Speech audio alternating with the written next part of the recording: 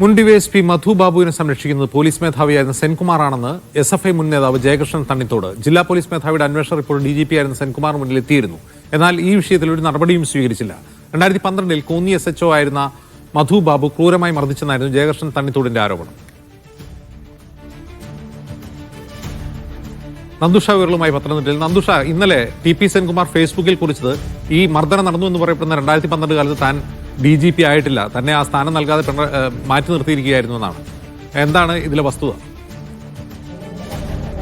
ജിംസ്, ഇന്നും ആ ആരോപണം ആവർത്തിച്ചിരിക്കുകയാണ് ജയകൃഷ്ണൻ തണ്ണിത്തോട്. 2012-ൽ UDF സർക്കാരിനെതിരെ സമരം ചെയ്തതുമായി ബന്ധപ്പെട്ട് തന്നെ കസ്റ്റഡിയിലെടുത്ത് അന്നത്തെ കോന്നി CA ആയിരുന്നു മധു ബാബു അതിക്രൂരമായി മർദ്ദിക്കുകയായിരുന്നു എന്നായിരുന്നു ജയകൃഷ്ണൻ ആദ്യം പുറത്തു വന്ന ആരോപണത്തിൽ പറഞ്ഞിരുന്നത്.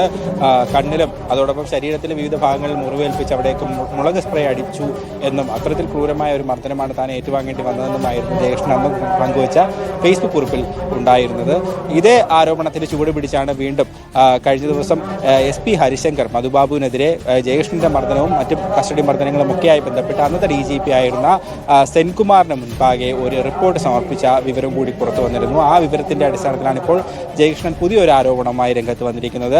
അതായത് മധുബാബുവിനെ പോലെ കസ്റ്റഡി മർദ്ദനങ്ങൾ തുടർക്കഥയാക്കിയ നിരവധി ആളുകളെ പോലീസ് കസ്റ്റഡിയിലെടുത്ത് മർദ്ദിച്ചിട്ടുള്ള മധുബാബുവിനെതിരെയുള്ള പരാതികൾ TP സെൻകുമാർ DGP ആയിരുന്ന കാലത്ത് പൂഴ്ത്തിവെക്കപ്പെട്ടിട്ടുണ്ട് എന്നാണ് ഇപ്പോൾ ജയകൃഷ്ണൻ തണ്ണിത്തോട് ആരോപിക്കുന്നത്. ഇതിന്റെ 2 വിവരാവകാശ രേഖ കൂടി ജയകൃഷ്ണൻ പുറത്തുവിട്ടിട്ടുണ്ട്. അതിനോടൊപ്പം തന്നെ ഫേസ്ബുക്ക് പോസ്റ്റിലൂടെയും ഈ കാര്യം ആവർത്തിക്കുന്നുണ്ട്. ഏതായാലും TP സെൻകുമാർ പോലീസ് സേനയിലെ ക്രിമിനലുകളുടെ സംരക്ഷകനായി മാറിയിട്ടുണ്ട് എന്നാണ് ഇപ്പോൾ ജയകൃഷ്ണൻ മുന്നിൽ ആരോപിക്കുന്നത്.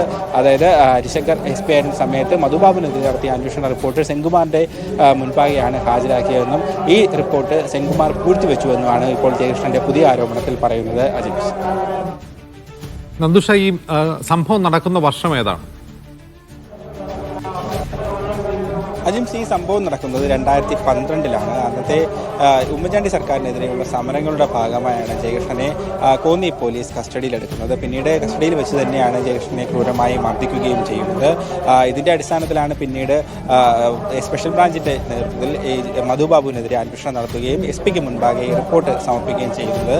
SP ആണ് മധുബാബുവിനെ ക്രമസമാധാന ചുമതലയുള്ള തസ്തികയിൽ ഇനി ഇരുത്തരുത്, അല്ലെങ്കിൽ അത്തരം ചുമതലകൾ ഇനി നൽകരുത് എന്ന തരത്തിലുള്ള ഒരു റിപ്പോർട്ട് DGP-ക്ക് മുൻപാകെ സമർപ്പിച്ചിട്ടുള്ളത്. ആ കാലത്ത് സെൻകുമാർ ആയിരുന്നു DGP എന്ന തരത്തിലാണ് ഇപ്പോൾ ജയകൃഷ്ണൻ ആരോപിക്കുന്നത്.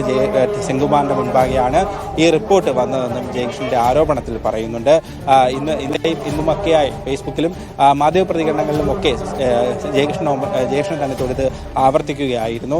സെൻകുമാർ പോലീസ് സേനയിലെ ക്രിമിനലുകളുടെ സംരക്ഷകനായി മാറി എന്നും ജയകൃഷ്ണൻ തണ്ണിത്തോട് പറയുന്നുണ്ട്. ഏതായാലും ഇത് സംബന്ധിച്ച വ്യക്തത ഇനിയും വന്നിട്ടില്ല. കാരണം ഈ സെൻകുമാർ DGP ആയ കാലയളവ് ഉൾപ്പെടെയുള്ള കാര്യങ്ങൾ കുറച്ചുകൂടി വ്യക്തമാകാനുണ്ട്. എങ്കിൽ മാത്രമേ ഇതിന്റെ വസ്തുത എത്രത്തോളം ഉണ്ട് എന്ന് മനസ്സിലാക്കാൻ സാധിക്കുകയുള്ളൂ. എന്നാലും ജയകൃഷ്ണൻ ഇപ്പോൾ തന്റെ ആരോപണത്തിൽ ഉറച്ചു നിൽക്കുകയാണ്. വിവരാവകാശ രേഖകളുടെ അടിസ്ഥാനത്തിലാണ് അദ്ദേഹം ഇത്തരത്തിലൊരു ആരോപണവുമായി മുന്നോട്ട് വരുന്നത്.